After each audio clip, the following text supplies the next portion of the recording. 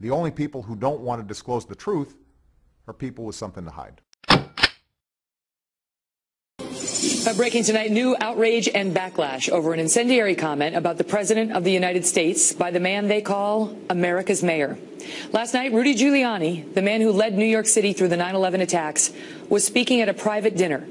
In the audience was White House hopeful Wisconsin Governor Scott Walker and dozens of Republican bigwigs. Mayor Giuliani saying to the crowd, quote, "I do not believe, and I know this is a horrible thing to say, but I do not believe that the president loves America. He doesn't love you and he doesn't love me. He wasn't brought up the way you were brought up and I was brought up, through love of this country." The backlash was quick and it was harsh. I'm just sorry to hear that, and I find it wrong in every possible way that could be wrong. A leader of the Republican Party said that the president doesn't love us and doesn't love the country. If the Republican Party really wants to be taken seriously, really wants to avoid its problems of the past, now is the time for its leaders to stop this kind of nonsense. Enough!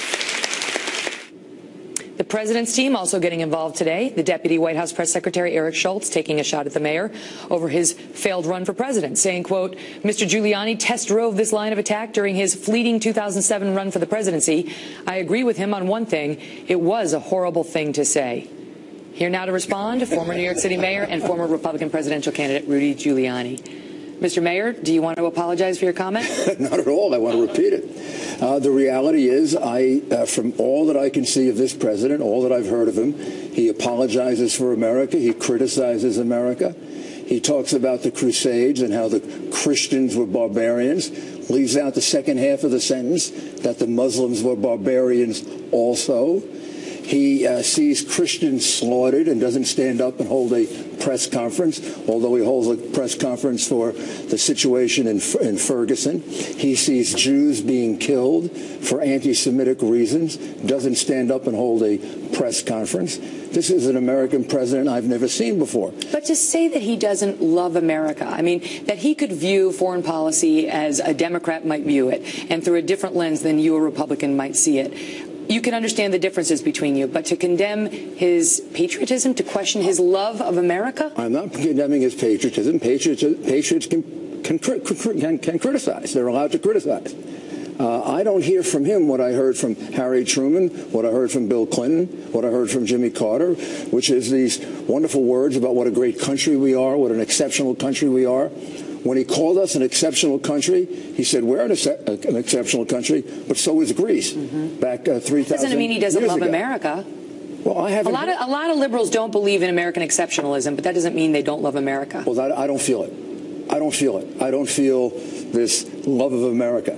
I think this man was, when I talk about his background, I'm talking about a man who grew up under the influence of Frank Marshall Davis, who was a member of the Communist Party, who he refers to over and over in his book, who was a tremendous critic of the United States. This is a man who worked under Saul Alinsky, who was a tremendous critic of the United States.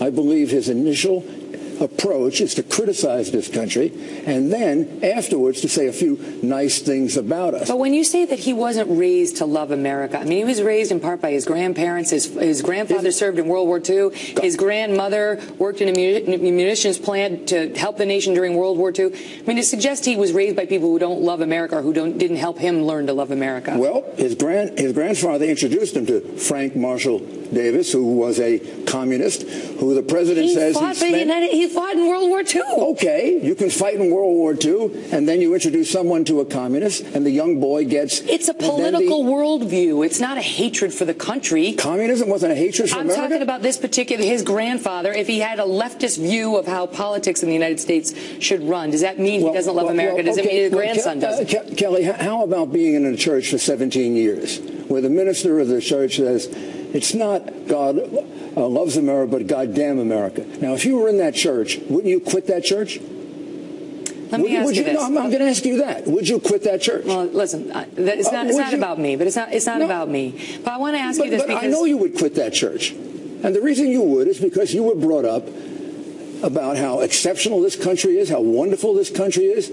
I am saying, and I may be wrong, it's my opinion and I'm entitled to it, I do not detect in this man the same rhetoric, the same language, the same love of America that I detected in other American presidents, including Democrats. And I think it guides a lot of the things that he says and a lot of the things that he does. Let me ask you this. So, I mean, Debbie Wasserman Schultz, she's all upset about what you said. Well, she's always just for the record, she didn't condemn Barack Obama when he called George W. Bush unpatriotic. She had no problem with that. And she has said a lot of incendiary things. I did not call him unpatriotic. I know, but she suggested you did, and she had an issue with that. Barack Obama actually did call George W. Bush unpatriotic, and Debbie Wasserman Schultz had no problem with that. What I want to ask you, though, because I have you here instead of her, okay, right, is you went on Hannity's show back in 2007 when you were running, and this is back when General Petraeus was testifying before Congress on the Iraq War and the surge and defending it.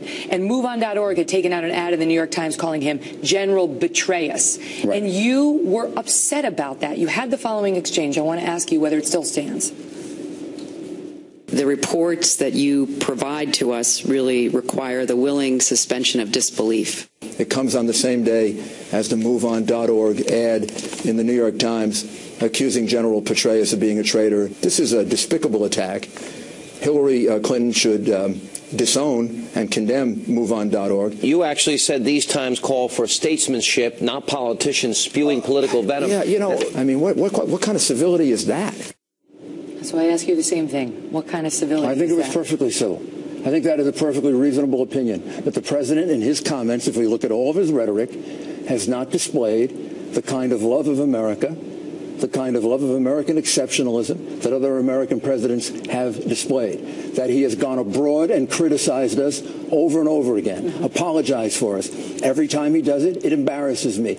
I was in Europe a lot this summer and this fall, and all I heard about is the bigoted American police departments, and I never heard the President of the United States defend the policemen of America, 800,000 of which put their lives on the line for us. What about the critics who say you've hurt the GOP? Because now you've got some people coming out and saying, these Republicans, this is how they are. I mean, that's what Debbie Wasserman Schultz, she wants Scott Walker to disavow your comments. She's the head of the DNC. Well, but do you think you hurt the Republican brand? I do not think I did. And the last time all the candidates for president wanted me removed from office was when I brought the RICO case against the Teamsters Union. The only one who didn't was George Bush. Accusing them of racketeering. And that case was just settled successfully after 30 years of changing the Teamsters Union. I'm right about this.